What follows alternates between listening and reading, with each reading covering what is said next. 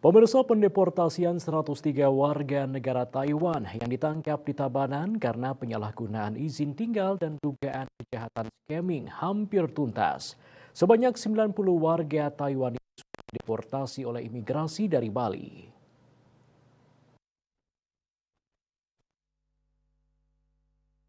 Sebanyak 13 orang lagi dipindahkan ke ruang detensi Direktorat Jenderal Imigrasi di Jakarta untuk penanganan dan pendalaman lebih lanjut. Mereka akan dideportasi ke Taiwan via Jakarta.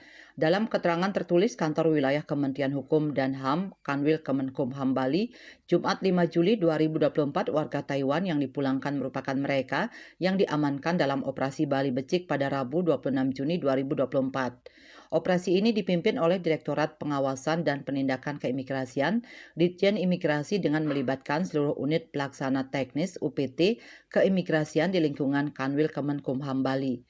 Pemeriksaan sejak penangkapan menunjukkan bahwa mereka melanggar Pasal 75 Ayat 1 Undang-Undang Nomor 6 Tahun 2011 tentang keimigrasian dengan menyalahgunakan izin tinggal untuk melakukan penipuan atau scamming melalui internet.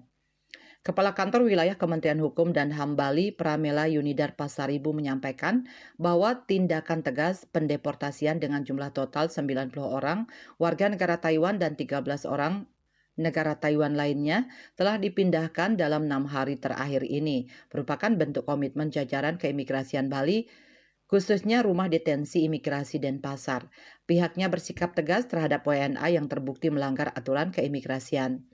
Selain melakukan tindak pendeportasian, pihaknya juga telah melakukan pengusulan penangkalan terhadap 90 orang warga negara Taiwan tersebut ke Direktorat Jenderal Imigrasi.